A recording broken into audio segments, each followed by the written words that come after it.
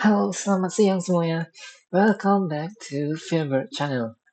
Perkenalkan kembali saya host kalian, Filter Anggriawan. Kali ini akan membawa teman-teman kembali setelah 1 semester lamanya ke pelajaran framework kembali nih. Tapi pada framework kali ini yang akan saya jelaskan akan berbeda dengan framework sebelumnya. Kalau kemarin kita belajar Laravel yang berhubungan dengan backend fokusnya, sini kita akan belajar sebuah bahasa pemrograman framework yang namanya React. Nah, React sendiri itu fokus kepada UI dan UX. Di sini React ini memiliki beberapa kelebihan tentunya kayak membuat web kita terasa lebih cepat, lebih transisi tiap pages ke pages merasa lebih baik, nggak seamless, nggak ada kayak perlu reload gitu seperti web sebelumnya yang saya pernah buat. Oke, mari kita mulai saja. Kita akan mulai dari apa yang dituliskan dosen saya. Nah, dosen saya di sini Pak Fikri menginstruksikan saya untuk membuat sebuah catatan, bisa dibilang. Di sini terdapat 3 zona, yaitu hijau sebagai zona 1 yang untuk menjelaskan secara teori kode-kodenya, menjelaskan secara teori apa yang kita pelajari, ada gambaran umum yang akan kita buat pada penjelasan kode. Kemudian yang kotak kuning ini teman-teman dapat lihat merupakan sebuah tugas yang diminta oleh dosen saya. Di sini saya akan menjelaskan kode per kode, file ke file, function ke function, bagaimana cara kerjanya. Kemudian di sini ada error cache. Di sini adalah untuk menjelaskan error-error apa saja yang saya temukan pada saat mengerjakan proyek ini. Nah, mari kita mulai saja dari zona pertama. Di sini pada zona pertama saya mulai dari pengenalan React.js yang teman-teman dapat lihat. Di sini saya sertakan kelebihan, kekurangan, cara instalasi yang di sini teman-teman dapat akses melalui link Node.js ini. Kemudian di sini saya juga menjelaskan bagaimana sih membuat project baru. Nah, pertama kita tentunya buat folder khusus sendiri buat projectnya sendiri, bebas di mana saja, dan di VS Code kita akan di terminal kita akan menjalankan kode ini. Dan kemudian dengan arrow key, teman-teman milih pilihan yang telah saya tampilkan pada gambar ini. Jelaskan saja. Kemudian kita lanjut ke konsep dasar React. Pada zona 1 ini saya juga menjelaskan apa sih itu komponen. Ternyata di React itu semua hal itu komponen. Jadi satu halaman itu merupakan satu komponen. Hal-hal seperti kayak footer, header, isinya button ini, button sana, itu adalah komponen. Di sini saya juga menjelaskan menggunakan bahasa sendiri. Kemudian saya ada alur kerja React yang mana beberapa komponen akan diekspor ke komponen utama yang kemudian dia akan rendernya itu ke HTML. Sini bagian kecil, contoh kodenya kalau komponen biasa yang kecil itu menggunakan ekspor biasanya, kalau main komponen menggunakan ekspor, kalau file HTML menggunakan file model src ke file komponennya di sini.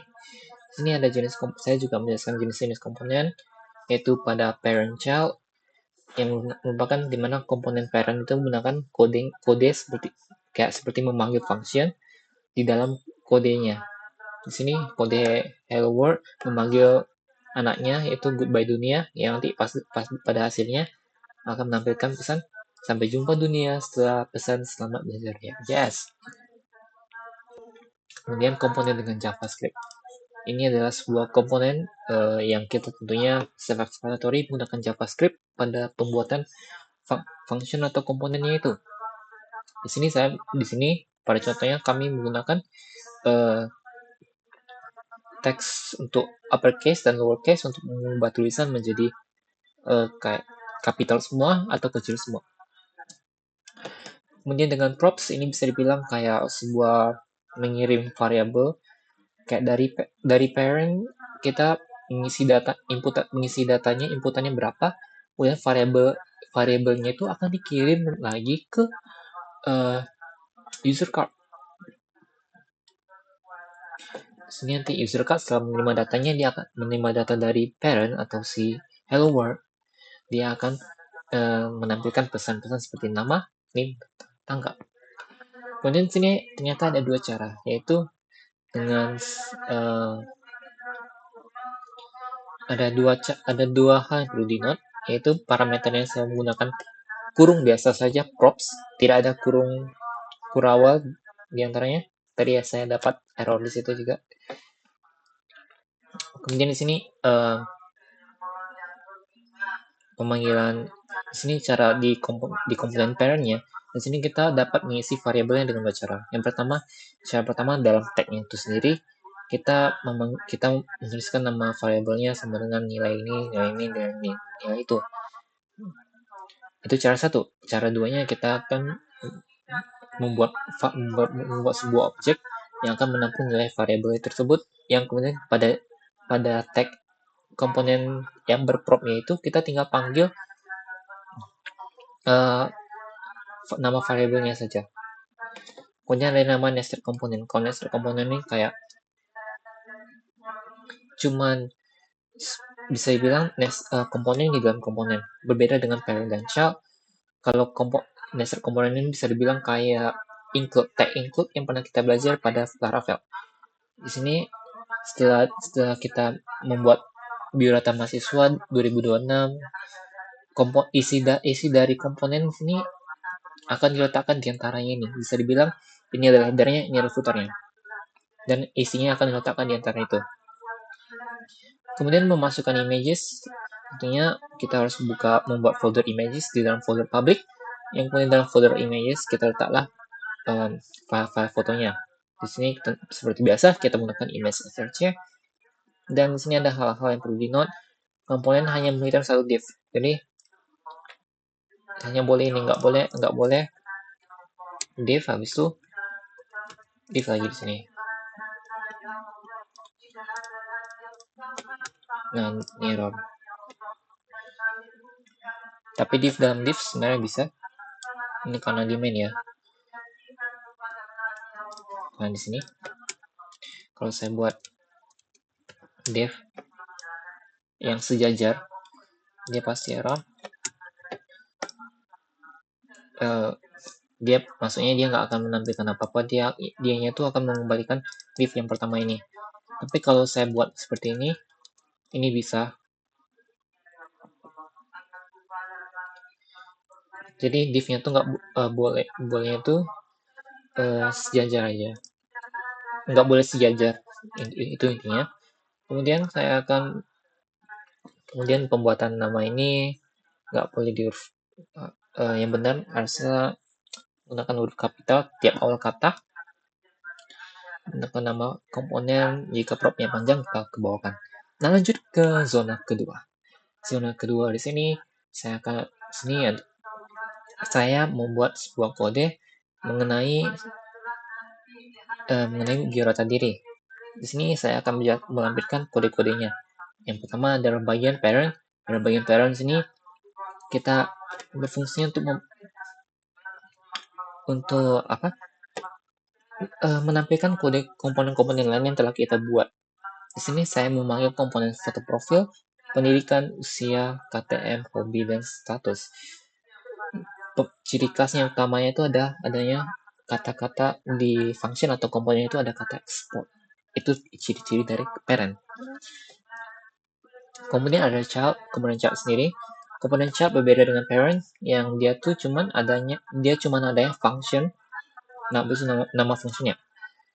Tidak ada kata export, itu pembeda utamanya. Namun itu bisa benar-benar dapat dikatakan sebagai child itu jika dia dipanggil di parentnya itu sendiri. Ini kita cuma menambahkan pesan teks, dan sini juga ada penerapan style CSS sedikit biar tampilannya lebih bagus. Kemudian di sini ada penggunaan image src di sini. Sini pada komponen kecil ini saya akan menampilkan foto profil saya, foto yang agak formal. Di sini saya minta maaf kepada Pak Fikri. Sorry Pak. Kemudian ada komponen usia. Di sini kita menggunakan JavaScript. kita di sini pertama kita akan membuat variabel dulu yang di sini ada namanya variabel tahun lahir yang kita isi dengan nilai tahun lahir saya. Yang di sini ada juga variabel umur yang berisikan JavaScript yang menggunakan new date get full year untuk mendapatkan tahun sekarang tuh tahun berapa. Kemudian kurangin tahun lahir saya. Tahun lahir saya variabelnya di sini 2006, berarti tahun sekarang 2006, 2026 kurangin 2006, berarti umur saya sekitar 20 tahun. 20 tahun. Jadi kita cek hasilnya. Kemudian sini untuk memanggil variabelnya gunakan kurung berawal. Kemudian di sini ada props. Props dibuat dengan kurung biasa, habis itu parameternya diisi dengan props. Kemudian untuk memanggilnya ini agak miss, seharusnya props saja. Ini typo dalam SS-nya. Untuk memanggil props itu kayak yang tadi saya jelasin, di sini kita memanggil props nama, name, dan tanggal yang akan dikirim dari parent-nya. Ini flashback, ini di parent-nya saya mengirimkan ini, nanti hasilnya adalah ini. Dia tampilnya di sini. Kemudian ada kontainer kayak saya jelasin tadi untuk footer header-nya dalam penggunaan ini. Ini seperti menggunakan include, kemudian ada main. Di main sini kita import bagian CSS-nya, kemudian import bagian kontainer, import bagian komponen biodatanya itu. Kemudian kontainer sebagai nested, dia itu harus melapisi komponen children-nya. Di sini komponen children adalah biodata diri. Kemudian HTML-nya tinggal kita panggil main-nya. Kemudian ini adalah hasilnya.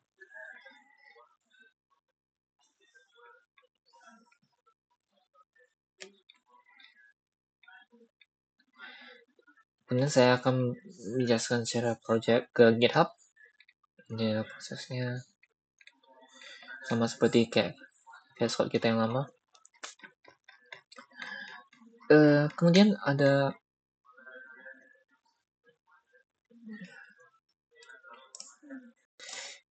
kemudian saya akan menjelaskan secara singkat mengenai error.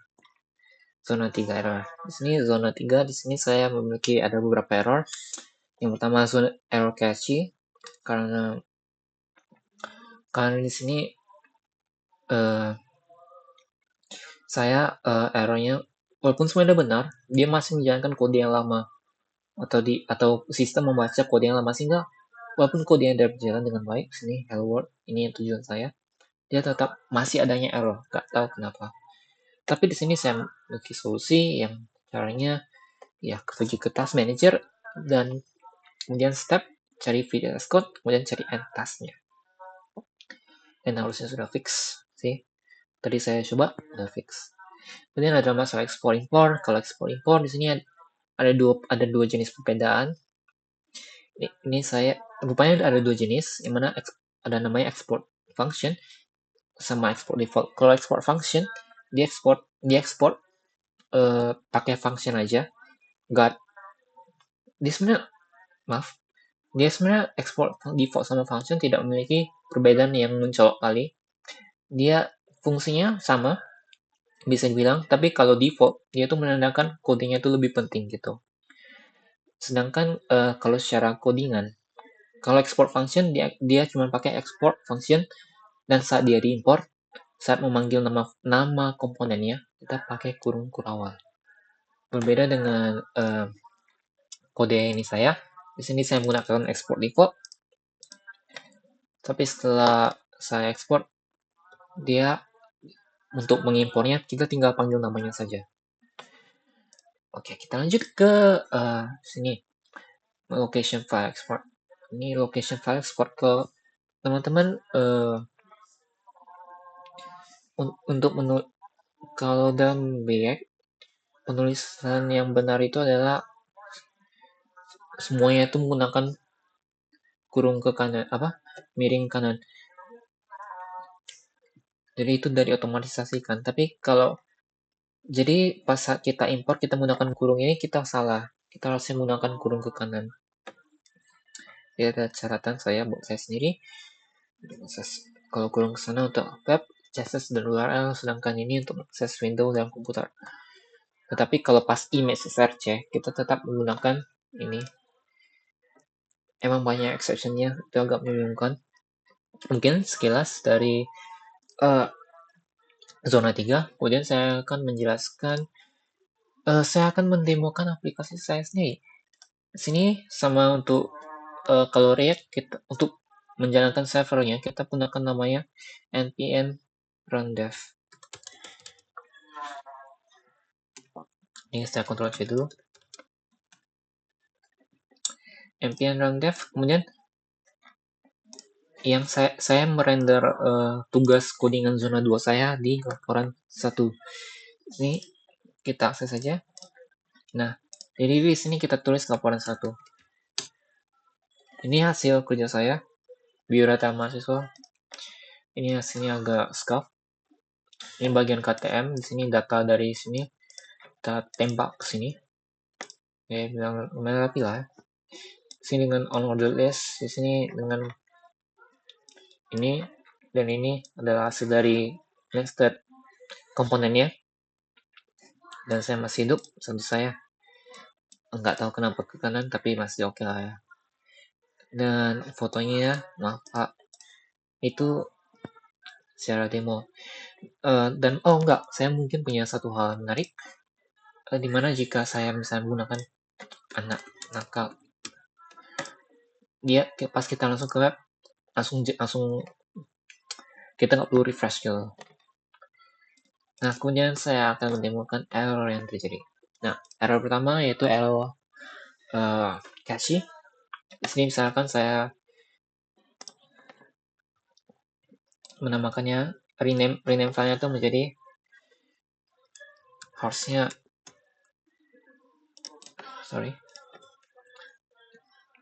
sebenarnya ini adalah hal yang nggak boleh. Sebenarnya saat kita membuat file, namanya kita yakin nama filenya itu nggak boleh kita ganti lagi. Tapi kita coba aja. Kenapa nggak bisa ya? Wait. Nah, itu dia. Tunggu, ini tadi ada error.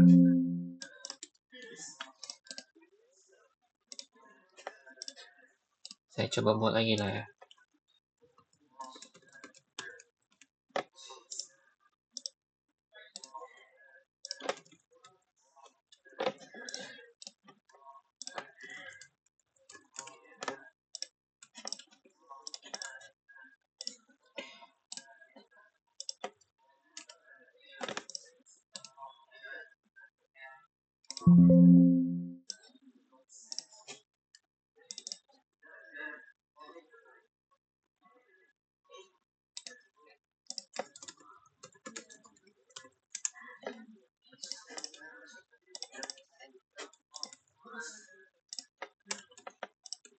Nah, ini ya. Kemudian pada mainnya ini udah oke. Word. Nah, kalau saya ganti saya nama jadi hello world, dia akan error. Ini kalau kita jalankan, kita balik ke ini ya.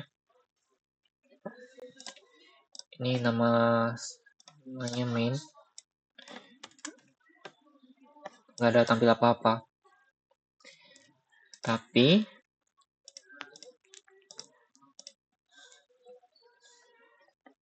kalau misalnya kita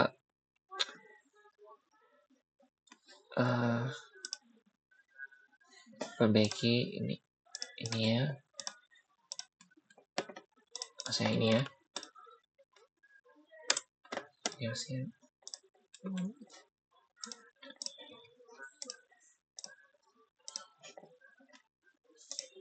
error ini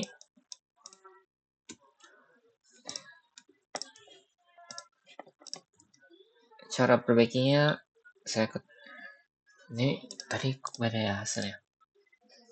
Oke, tapi saya ikutin aja cara saya tadi. Ini close,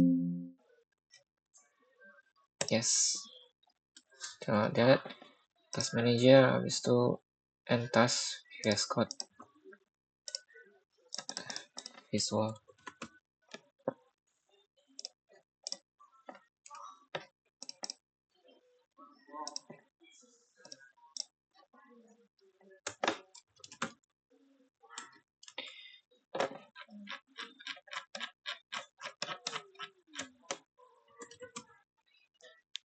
Aneh, tapi tadi ada error seperti itu. Ya udah, kita skip aja error itu. Dia lanjut ke error kedua. Masih tidak aja.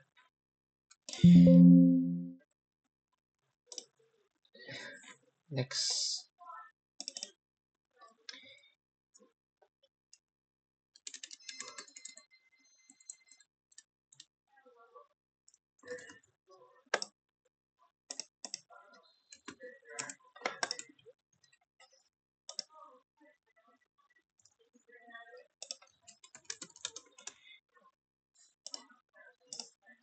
Oke, balik lagi. Dia lanjut ke error kedua. Error kedua tadi ada menjelaskan export dan import. Ini karena ini saya ubah jadi export function aja. Kalau di sini di rata diri. Kemudian saya balik ke sini. Operan 1 habis. Nggak ada tampil apa-apa, nggak export dia. Tapi kalau saya, karena kita menggunakan export function, kalau kita pakai kurung kurawal, dia bisa. Tapi kalau kita balik lagi ke export default, error, dia nggak tampil apa-apa. Tapi kalau kita ganti ini ya, gantikan ini ya, dia balik seperti biasa. Dua jenis export dan import. Oke, lanjut ke error ketiga. Error ketiga adalah mengenai impornya ini.